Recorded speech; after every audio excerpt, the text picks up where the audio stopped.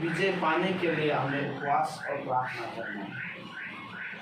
अब मेरे जीवन में क्या घटी है, क्या कमी है, मुझे मालूम है, वैसे ही आपको भी मालूम होगा। और उस कमी घटी को हटाने के लिए सबसे पहला प्रथम उपवास का दिन इसलिए ठहराया है कि अपनी कमी घटी को दूर करने के लिए परमेश्वर से विनती करना है, परमेश्वर से प्रार्थना करना है। और एक प्रोसीजर दोपहर को मैंने परसों बताया था कि आप अपनी कमी घटी को लिख करके परमेश्वर के सामने रख दो और बाइबल को बंद कर दो। परमेश्वर उस घटी को दूर करेगा तुमसे। किया कि नहीं किया प्रभु जाने, आपने हवा में उड़ा दिया प्रभु जाने।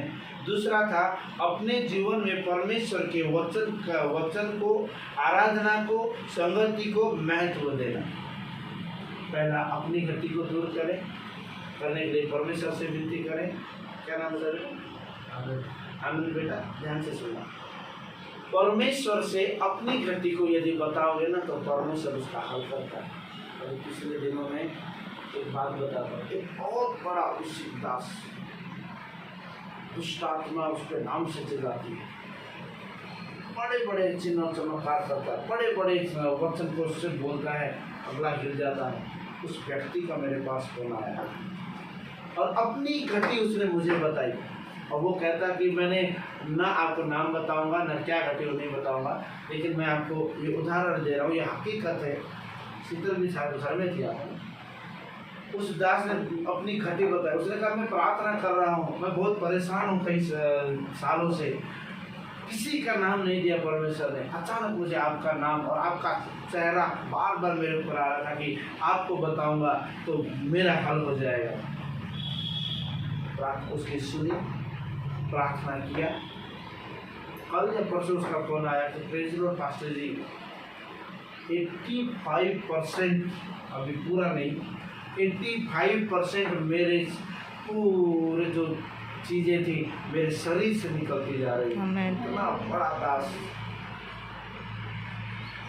अपनी घटी को परमेश्वर के साथ शेयर करो।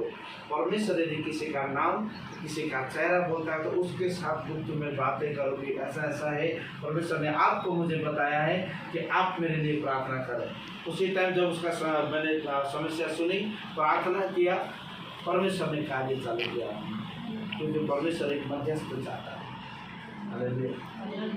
आपका तो बकरी मर गई तो प्रभु के दास को पता नहीं, तुम उड़ के चले गए प्रभु के दास को पता नहीं, कुछ भी हो रहा है हम खुद ही प्रार्थना करेंगे। दासों के द्वारा ही परमेश्वर मध्यस्थ करवाता है। हालेलुया। तीसरा था अपने जीवन में पवित्र आत्मा की अगुवाई, आत्मिक जीवन के लिए प्रार्थना। पहला अपने गलतियों को बताना, दूसरा प्रभु के वचन के लिए, आराधना के लिए, प्रार्थना के लिए, संगति के लिए महत्व देना, और कोई तीसरा काम नहीं। तीसरा है पवित्र आत्मा की अगुवाई अपने जीवन में हो और आत्मिक जीवन में बढ़ने के लिए प्रार्थना।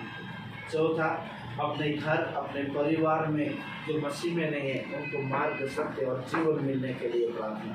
ये रिक्वेस्ट मैंने किसी का देख करके, किसी का सुन करके या किसी से गाइडेंस लेके नहीं, बैठा था सुबह सुबह प्रार्थना में बैठा था। मेरे पास साथ प्रभु के दास बाबू पास्टर थे, वो मेरे करे उठो उठो, क्या कर रहे हो, फोन बंद करो। मैंने कहा रुकिए, तुरंत वहाँ टाइप किया, उनको पढ़ के सुनाया। उन्हें पास्टर ये कहाँ से आपने सीखा, कहाँ से आपने वो किया? मैंने कहा ये आत्मा के द्वारा सीखा और वचन स्टेटस में डाल दिया।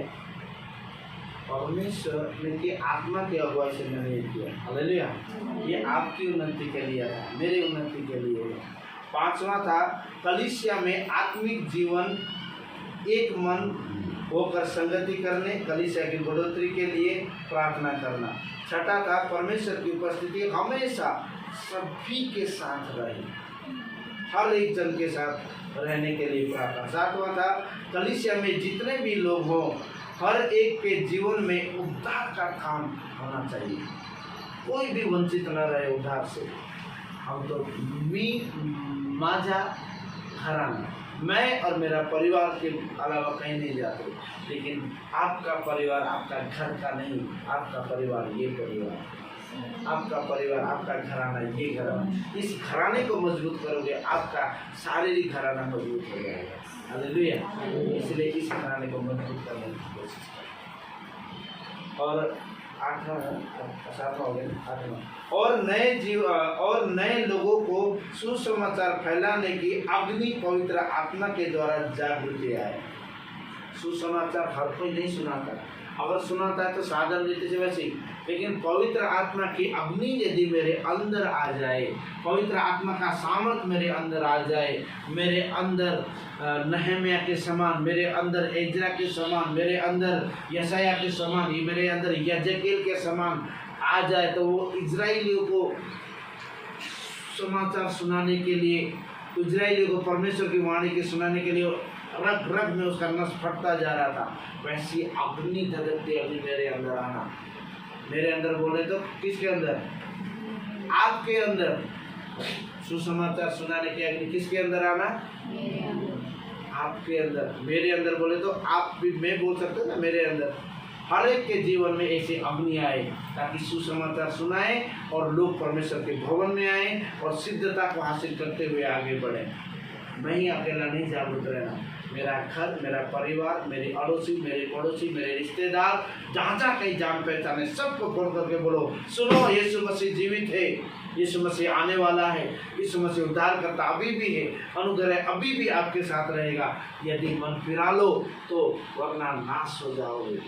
डायरेक्ट बोलो अभी, क्योंकि समय आ चुका है और द्वार पर खड़ा है। यीशु बोल रहा है कि बेटा बोल, नहीं बोलेंगे तो बहुत प्रॉब्लम है। 9वां है, सभी एक परिवार होकर परमेश्वर की आगमन की वाट जोड़ना।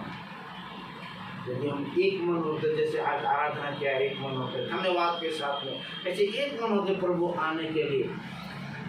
दुल्हन कहती है मता, प्रकृति कहती है आ। दुल्हन कहती है अभी मैं शुद्ध नहीं हूँ, अभी मैं पवित्र नहीं हूँ, अभी थोड़ा सा पाप और कर लेने दे, थोड़ी मौज मस्ती और कर लेने दे, थोड़े बच्चों को देख लेने दे, तब तो आना। इसलिए तो यीशु नहीं आ रहा है, मानो आप प्रभु कुछ दिन और क्षमा के लिए। सच में बता रहे पास्टर जी, ये दुल्हन कहती है मता, और प्रकृति करके जल्दी परमेश्वर के पुत्र प्रकट हो ताकि यीशु मसीह आ जाए। इसीलिए हमें वाट जोड़ा, अपने घर में भी, अपने परिवार में भी, हर जगह में फैलाओ आप सुसमाचार।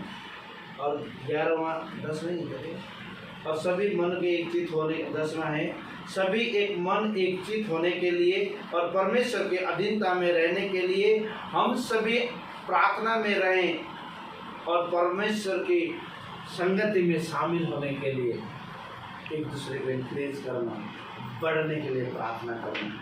किसने कितना टॉपिक में प्रार्थना किया मुझे नहीं मालूम, लेकिन कुछ लोग हैं जो बीमारी में भी उपवास बैठे हुए हैं, कुछ लोग हैं तकलीफ में भी उपवास बैठे हैं, कुछ लोग हैं जो रोते हुए बिलखते हुए प्रभु के चरणों में रो रहे हैं कि प्रभु कलिसिया में तेरा कार्य नहीं है। हालेलुया। कोई दिन रात काम कर रहा है, सुबह से 4 बजे तक खड़ा होकर